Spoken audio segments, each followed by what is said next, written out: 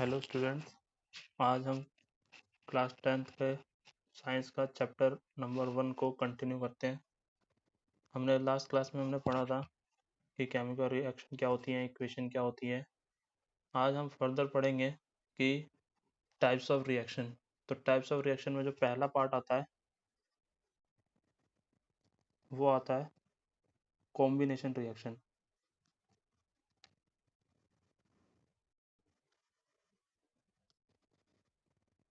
तो combination reaction किसे कहते हैं हम लोग? कॉम्बिनेशन रिएक्शन हम उसे कहते हैं जब कोई भी चीज़ दो कंबाइन होके कोई एक चीज़ बनाती है। एग्जाम्पल के लिए मान लीजिए हमने ए और बी का रिएक्शन कराया और वो ए बी बना, यानी कि ए और बी आपस में कंबाइन हो गए और उसने जो नया प्रोडक्ट बनाया वो ए बी बनाया है। तो ये हमारा जो रिएक्टेंट है, तो रिएक्टेंट के अंदर अगर हमारे दो या दो से ज़्यादा चीज़ें होती हैं और वो फिर कंबाइन होके सिंगल प्रोडक्ट बनाता है तो उसको हम कॉम्बिनेशन रिएक्शन कहते हैं। तो इसकी डेफिनेशन है the reaction in which two or more substances combine to form a new single substance. This is called combination reaction. अब इसको हम रिएक्शन की फॉर्म में देख लेते हैं। मान लीजिए हमने कैल्शियम ऑक्साइड को लिया और उसका रिएक्शन हमने वाटर के साथ किया। तो इसको जब रिएक्शन कराते हैं तो ये बनता है कैल्शियम हाइड्रोक्साइड, यानी कि ये हमारा कैल्शियम ऑक्साइड, ये वाटर और ये कैल्शियम हाइड्रोक्साइड।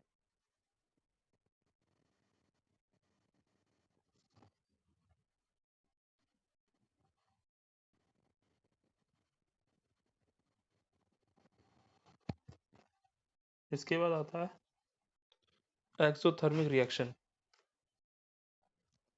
तो एक्सोथर्मिक रिएक्शन क्या होता है?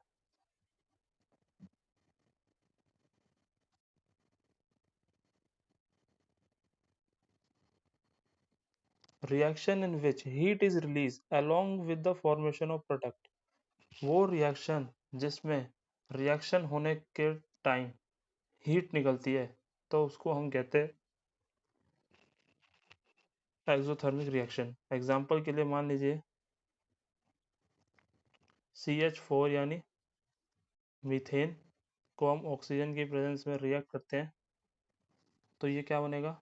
CO2 plus water. तो जब भी इस टाइप की रिएक्शन होती है तो इसके अंदर हीट निकलती है। एक और एग्जांपल ले सकते हैं रेस्पिरेशन, वो भी एक एक्सोथर्मिक रिएक्शन होता है। या decomposition of vegetable matter into compost. तो आपको पता है कि जैसे हम लोग कोई भी घर के जितने भी हमारा फूड हो गया या फूड के जितना भी छिलके हो गए, जैसे मान लीजिए आपके पास फल फ्रूट जो भी है उनके छिलके हो गए, अगर हम उसको एक एक गड्ढे में रख दिया जाए तो उसके अंदर से भी हीट रिलीज होती है। अगला है डिकम्पोजिशन रिएक्शन।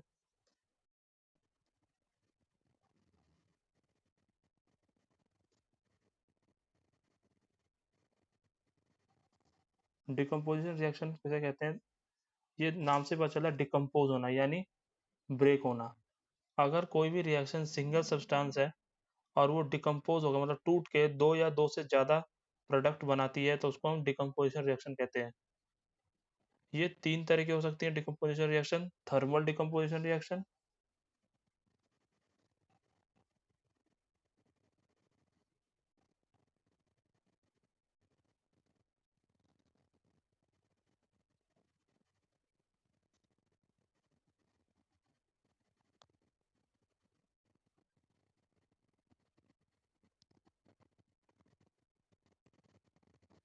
इलेक्ट्रोलाइटिक डिकम्पोजिशन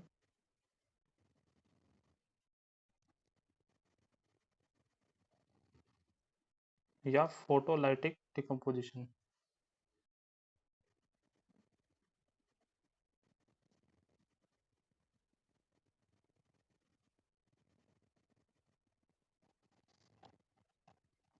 तो हम धीरे धीरे इनका एक एक एग्जाम्पल देखते हैं। सबसे पहले डिकम्पोजिशन देखते हैं। तो डिकम्पोजिशन का मैंने बताया था, अगर मान लीजिए आपके पास ए बी है और ये ब्रेक होके बन गया ए प्लस बी, ये हो गया आपका डिकम्पोजिशन रिएक्शन का एक नॉर्मल एग्जाम्पल दे सकते हैं इसे। फिर आता है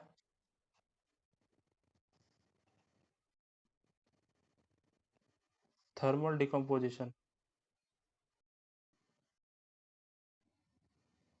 तो थर्मल डिकम्पोजिशन कैसे, when a decomposition reaction is carry out by heating. अगर कोई रिएक्शन हीट के थ्रू हो रहा है तो उसको हम थर्मल डिकम्पोजिशन रिएक्शन कहते हैं। जैसे मान लीजिए आयरन सल्फेट को हीट किया तो उसमें बनता है Fe2O3 plus SO2 plus SO3।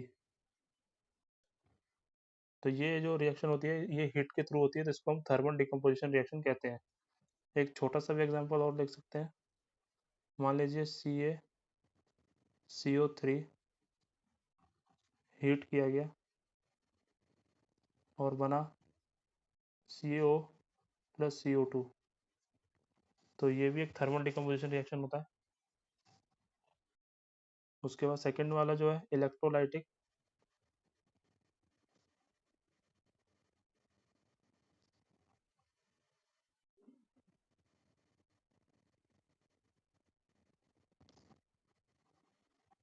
इसमें क्या होता है, when decomposition reaction is carry out by electric current. कोई भी रिएक्शन अगर इलेक्ट्रिक करंट की मदद से हो रहा है तो उसको हम इलेक्ट्रोलाइटिक डिकम्पोजिशन कहते हैं। एग्जाम्पल के लिए मान लीजिए H2O, उसको इलेक्ट्रिक करंट दिया जाए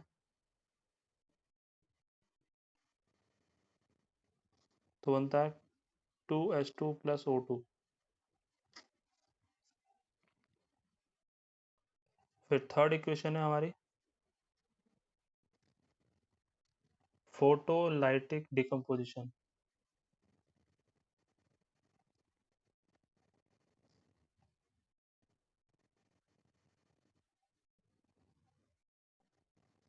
इसके अंदर क्या होता है कि कोई भी रिएक्शन अगर लाइट की मदद से यानी सनलाइट की मदद से होती है तो उसको हम फोटोलाइटिक कहते हैं। एग्जाम्पल के लिए मान लीजिए सिल्वर क्लोराइड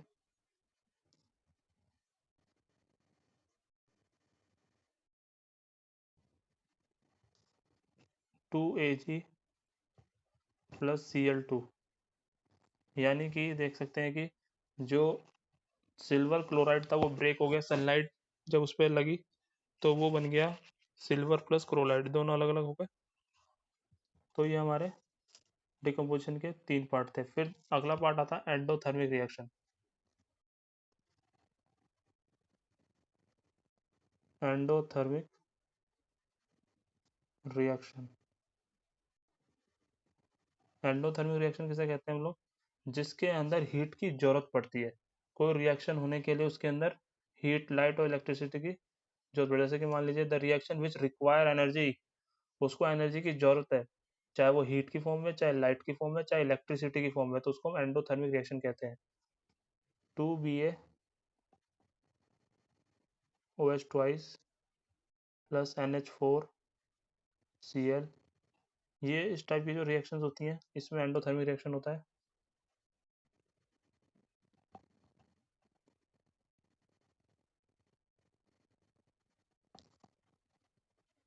इसके बाद आता है अगला रिएक्शन का टाइप है डिस्प्लेसमेंट रिएक्शन। डिस्प्लेसमेंट रिएक्शन किसे कहते हैं, तो ये भी देखिए नाम से पता चल रहा है डिस्प्लेस, यानी इसमें जरूर कुछ ना कुछ डिस्प्लेसमेंट होता होगा, मतलब एक जगह से दूसरी जगह पे खिसकता होगा वो।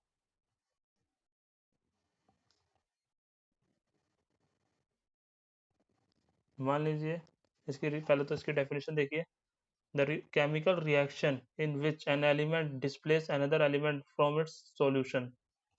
जैसे Fe plus CuSO4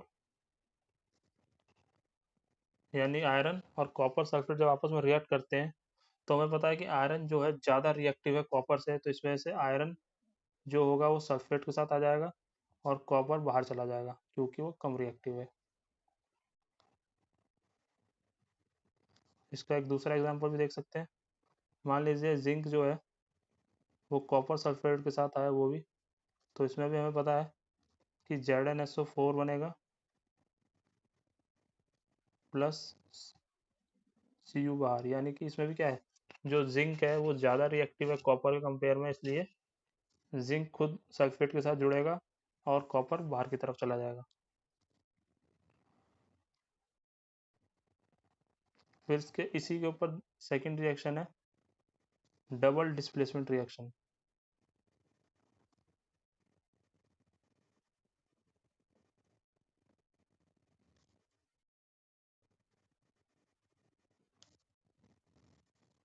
double displacement reaction क्या होता है, इसमें the reaction in which two different atoms और group of atom are mutually exchange, मतलब उस इससे पीछे वाली जो डिस्प्लेसमेंट रिएक्शन थी उसमें एक का एक्सचेंज होता है, इसमें दो का एक्सचेंज होगा। एग्जांपल के लिए Na2SO4 प्लस BaCl2, तो इसका क्या बनेगा, बेरियम सल्फेट प्लस 2NaCl, यानी कि सोडियम सल्फेट और बेरियम क्लोराइड आपस में रिएक्ट करेंगे तो barium sulphate plus sodium chloride बनेगा।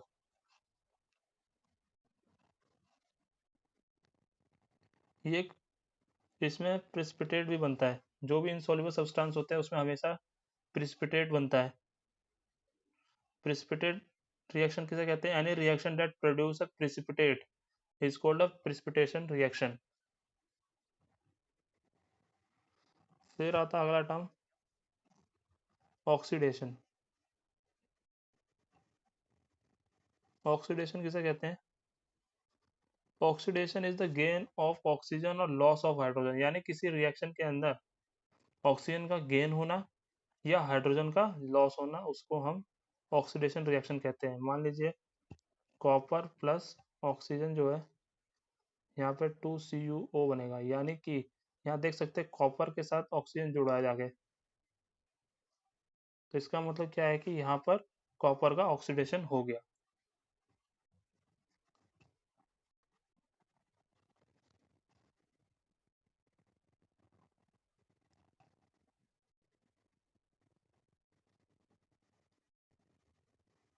अगला आता है रिडक्शन।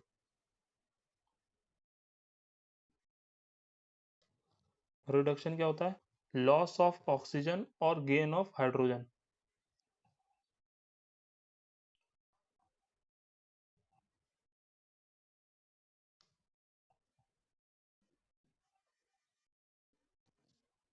और गेन ऑफ हाइड्रोजन, इसको हम रिडक्शन रिएक्शन कहते हैं। कुछ रिएक्शन ऐसे जिसके अंदर दोनों चीज होती है, मान लीजिए उसके अंदर ऑक्सीडेशन भी होगा रिडक्शन भी होगा, तो उस टाइप के रिएक्शन को हम रिडॉक्स रिएक्शन कहते हैं।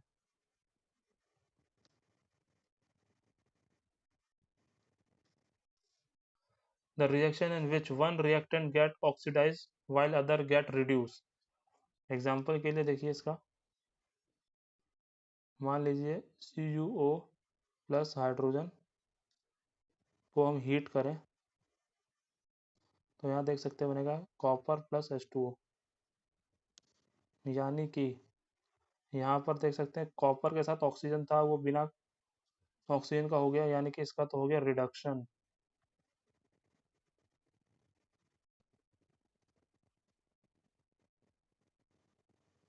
और यहाँ पर हाइड्रोजन को देखते हैं तो हाइड्रोजन के साथ तो जुड़ गया ऑक्सीजन, तो इसका हो जाएगा ऑक्सीडेशन।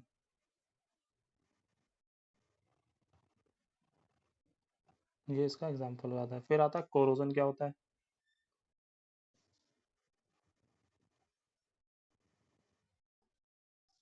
कोरोजन किसे कहते हैं, when a metal is attacked by substance around it such a moisture acid. मान लीजिए आपने देखा होगा बहुत, अभी जैसे बारिश के दिन चलते हैं तो जो भी मेटल ऑब्जेक्ट्स होते हैं उसके ऊपर मॉइस्चर एयर सब अटैक करते हैं, जिसकी वजह से आपने देखा होगा वहाँ पर ब्राउन कलर का क्या हो जाता है, जंग टाइप, जिसे हिंदी में कहते हैं जंग।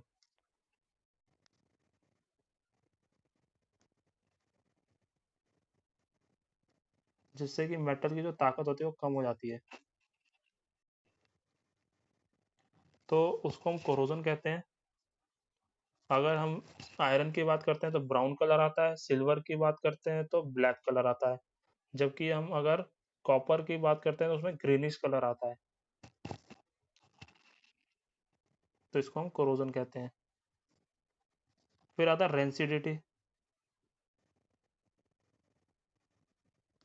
रेंसिडिटी किसे कहते हैं? When a fat and oil are oxidise they become rancid and their smell and taste change. जैसे कि आपको पता है, अगर हमारा कोई भी खाना बाहर ज़्यादा देर तक रह जाता है तो वो भी क्या हो जाता है, उसका स्मेल जो हो गया वो चेंज हो जाएगा, और जो टेस्ट होगा वो भी चेंज हो जाएगा। ज़्यादातर ये कह सकते हैं कि खराब ही लगेगा खाने में। तो खराब लगने का कारण यही है कि वो जो हमारा फूड था वो ऑक्सीडाइज हो गया, जिसकी वजह से उसका जो टेस्ट और स्मेल है वो बदल गया। इसी वजह से आपने देखा होगा कि जो जितने भी हमारे चिप्स होते हैं उसके अंदर गैस होती है, वो गैस क्या करती है, उन सबको प्रोटेक्ट करती है, और एक टाइम पीरियड के लिए होता है। तो रेंसिडिटी मतलब फूड का खराब होना, लेकिन हम फूड को बचा किस तरह प्रिजर्व कैसे कैसे कर सकते हैं, तो आपको पता होगा हीटिंग से कर सकते हैं। जैसे कि आपको पता होगा खाने को बार बार गर्म करेंगे तो उससे खाना बचता है, या फ्रीजिंग हो गया, या ऑयलिंग हो गया। ऑयलिंग का क्या एग्जांपल दे सकते हैं? जैसे कि आपको पता है कि बाहर का खाना सबको टेस्टी लगता है, वो क्यों लगता है? क्योंकि उसके अंदर ऑयल ज़्यादा होता है, और ऑयल की वजह से क्या होता है कि वो काफ़ी टाइम तक खराब नहीं होता है। या सॉल्टिंग भी कह सकते हैं, सॉल्टिंग से भी होता है।